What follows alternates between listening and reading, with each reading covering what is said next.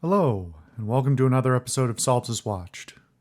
I'm your host, the social solipsist, and this week I watched What We Do in the Shadows from 2014. Now, for longtime viewers and watchers of this channel in general, some of you may remember that during the era during which I was playing Vampire the Masquerade, I was also doing a series of vampire movie videos where I watched a couple of vampire movies and I traded off doing dueling reviews with my friend. We didn't get to do quite as many as we intended to originally, but one of the ones that was on the list at that time and on my personal list long before that was What We Do in the Shadows. Now, in continuing with the Halloween theme and the semi-horrific theme, vampires are typically associated with Halloween, however fair or unfair that may be. And vampires, as I've mentioned in some of those previous videos, are fascinating for their both their literary role and their evolution over time as an archetype, and the various forms of lore that they have generated over time. Between different mythologies that had versions of vampiric or similar featured beings, and then in more modern times, how different franchises may vastly change their interpretation of what vampires are. I find this interesting on its own, but it's especially interesting in the context of something that intends to some extent, lampoon vampires as a genre and as a concept. And that's what We Do in the Shadows is all about. Now, long before, there's a saga here. Most people now know Taika Waititi's name because he directed the third Thor movie, and a few other more mainstream things before that, in addition to some personal smaller projects. But before that, he was a small-time writer and director in New Zealand, working with members of the Flight of the Conchords, who I don't need to delve into all the specifics, but Flight of the Conchords was a show based on a real musical group, comedy musical group that is half a joke and half a serious musical performance group. And I have, in subsequent years, become more and more familiar, although I watched that as it was releasing, and in subsequent years, I've become more and more familiar with the New Zealand performance community and the like cinematic community there, and more of it has also come over, although in limited forms. There is a through line here, not only because of the location and a certain very uniquely New Zealand flair to a lot of these projects, but also because they are sort of progenitors, or some are progenitors of others. I would say that there is a through line directly from Flight of the Conchords and even some prior projects by Jermaine Clement and some of the other folks, Rhys Darby. There's a bunch of guys include Taika Waititi, who all have been collaborating for quite a long time. And for those of you who never saw or are not familiar with Flight of the Conchords, it was a show in semi-mockumentary style about these two guys who have an acoustic band, like folk band, in New Zealand, and are just kind of schlubby and weird and confused, and the all of the things that go along with being a struggling musician, especially in a semi-dead genre in a small country. So that's a fascinating show on its own, and I won't spend too much time more on that. What's interesting is the connections between there and here. Obviously, Taika Waititi and Jermaine Clement are two of the primary. They are the primary writer, or they are the writers of this movie, as well as two of the primary characters. And this has a lot of similarity in terms of the mockumentary style to Flight of the Conchords and some of their other things, as well as a particular in the same way that if you watch enough, I think one of the most commonly acknowledged things is that the British have a particular type of dry, self-deprecating humor to a lot of the a lot of British stuff, and I think similarly there is an interesting blend of both local and historical influences in New Zealand's comedic sphere. So whether that's stand-up or like panel shows or comedy shows or like sitcom style, to me there's a very pretty clear through line in terms of New Zealanders having some of that same dry humor and self-deprecation as the British, but a lot more of the sort of, I hesitate to say crassness, but willingness to like be rough with their jokes that the Australians do, as well as sort of an extra layer that is specifically New Zealand that strikes me as particularly related to both wanting to be more polite and friendly than their Australian neighbors, which they often are, but not universally, as well as a seemingly greater recognition of the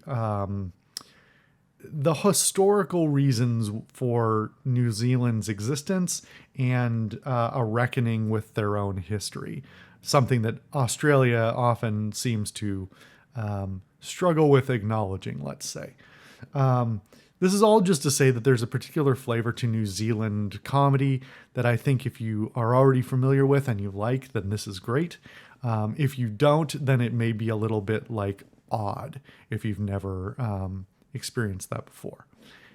Back around to the movie itself. It is a very loosely structured movie, obviously with it being mockumentary style. And we've watched some mockumentary stuff on this series before. That usually leads to a more character-oriented thing and less story-oriented, where really the camera is just along for the ride to see what's going to happen to a character or characters. And that is very much on show here. Coming out of it right at the end, my feeling was a little bit more down than it is right now because it is very, very loosely structured. There is the framework for the film is alleging like they run a text crawl or a text thing right at the beginning of the film that says like, like just before a few months before this get together of vampires in Wellington, New Zealand, a human documentary crew got access to film them at home and out and about to see what their lives are like. Which is weird on its own because the whole conceit of the movie, or like part of the focus is on how vampires do and don't interact with humanity and how they're, well, at least the ones that we see in the film are not super great at it. And it sort of points out the one of the key absurdities of the whole thing, which is the idea of having multiple vampires that are hiding in plain sight, but they still used to be human, and those humans were still deeply flawed and weird and, you know, the things that get you into being like the situations in which what you might become a vampire are often the ones that the weirdos get into in the first place. So the whole thing is basically about like, can these how do these weirdos live, and then are they actually going to go to this event? And they hype up this event that's going to happen near the end of the film.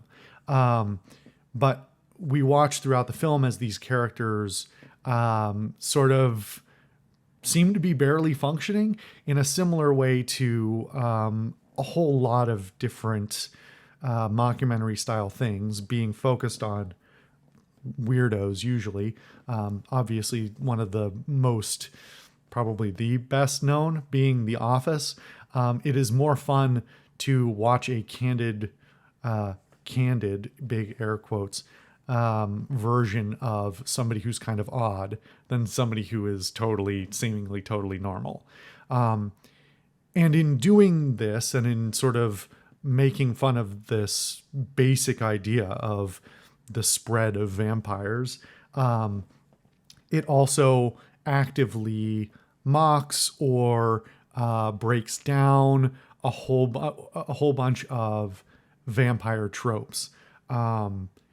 Some of them are just sort of goofy, where they're just like the practicalities of some of the vampiric rules or vampiric drawbacks and those sorts of things are just sort of absurd in a modern setting, or purely impractical, or they are taken to, I hesitate, not an extreme, but like a what's the opposite of an extreme? Like a minimization.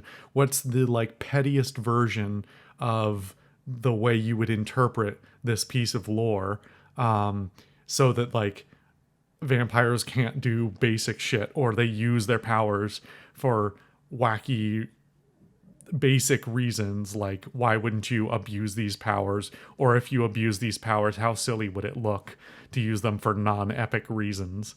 And a lot of that is super fun. It is very inventive, not that it like stretches super far, and I think it would hit a little less well if you were not already reasonably well versed in some basic vampire lore and like vampiric interpretations from a variety of different places, since it uses multiple, because it does not go out of the way to explain what it is, what it's saying. One of the obvious ones, or one of the most basic ones, being like, they make a joke about how they can't get into a club because no one will just invite them in, and it's super petty. And they're just like, well, but we can't get in. You need to invite us in, and that's kind of the whole joke. That's as deep as it goes. It's not crazy deep, but also they don't explain it in such a way that if you weren't already familiar with the need for vampires to get permission to be invited in, it would just not. The joke wouldn't hit at all. It's just a weird scene. And so I appreciate its willingness to not always explain itself. On the other hand, I do wish that there are some of the jokes that I wish could be taken further. A lot of them work fine on their own, but some of them are like, no, take it like 2 steps further. Let's see where this goes. And so ultimately at the end of the film, I felt a little bit too much like it was a series of knitted together sketches, more so than like a positive narrative overall. There is a through line throughout the film that does like sort of have an arc for a couple of different characters and the relationships between a couple of different characters. Do any of them ultimately have an arc of their own? Arc might be the wrong word. They have a plot of their own, but I don't think there's anyone in particular in the film who like satisfyingly has growth. But that's also kind of not the point of a mockumentary. I find it slightly unsatisfying, and it's one of the reasons I'm a little hesitant and I'm not always the biggest fan of mockumentary style, especially since it typically relies on some awkward humor, which is not particularly my cup of tea. But I think that on the whole, it does a pretty good job of balancing things. I don't think it necessarily stacks up to other mockumentary style things. One of the ones that always stands out to me is like Best in Show from Christopher Guest. Christopher Guest is sort of like pretty top of the pack in terms of excellent execution of the style and has been for decades and decades.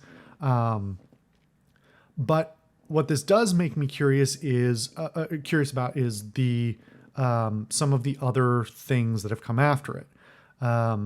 It's quite possible you clicked on this not even knowing that What We Do in the Shadows was a movie because, well, for one, it was made for almost no money, made almost no money, and had almost no release, or a very minimal release outside of New Zealand.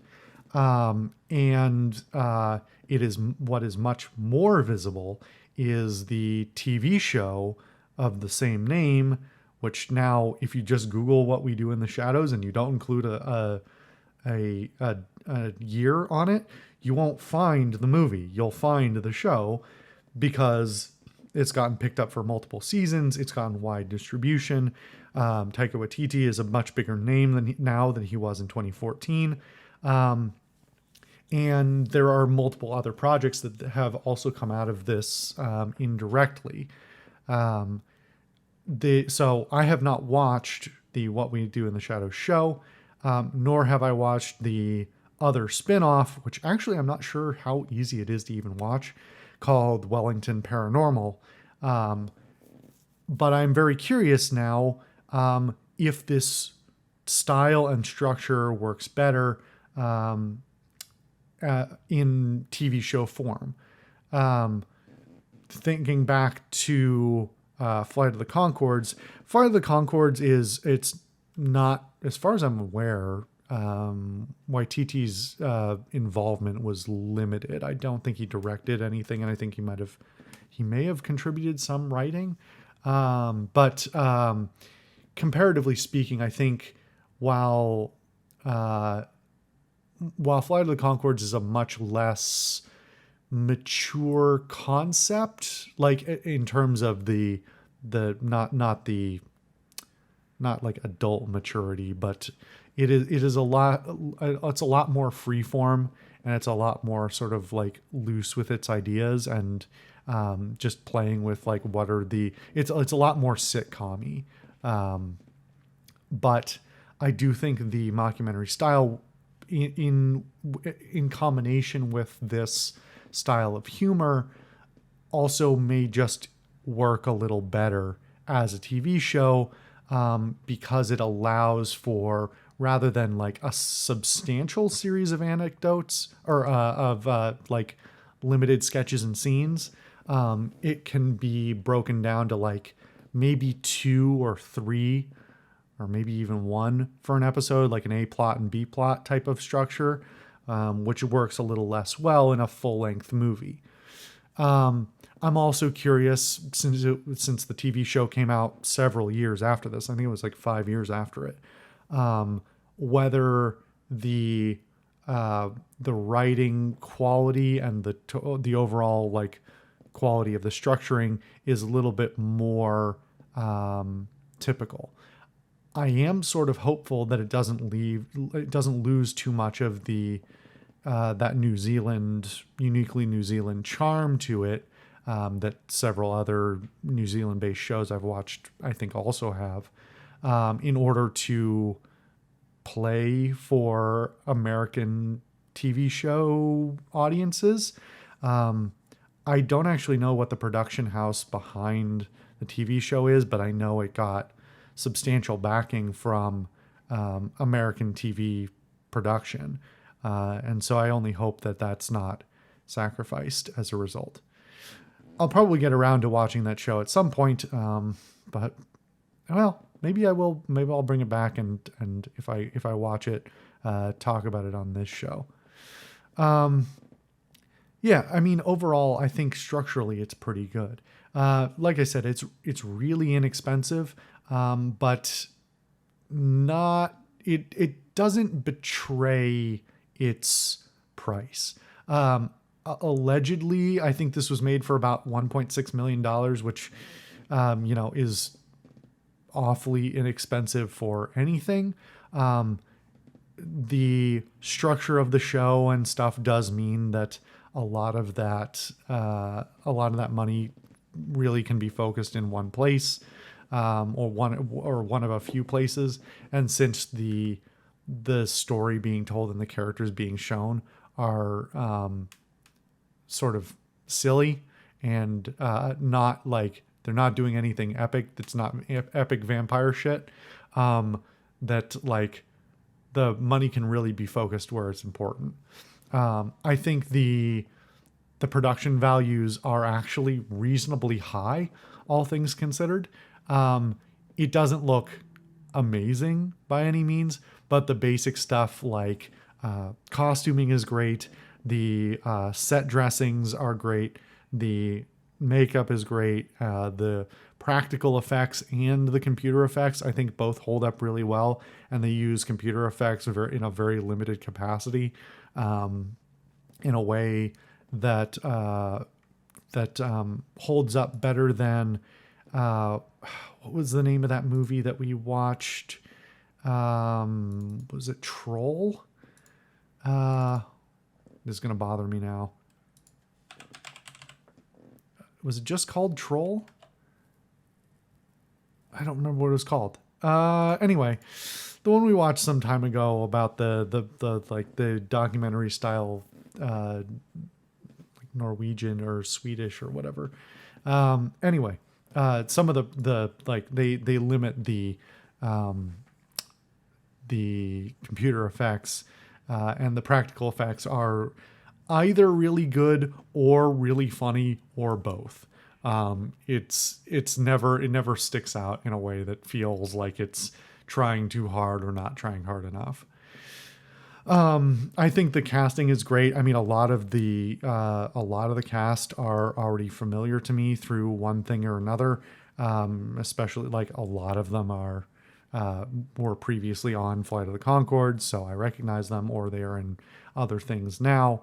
And so like, generally speaking, for basically any given scene, I think there might be one scene I don't particularly care for, but like basically any scene in this film, I really enjoy all of the parts of it.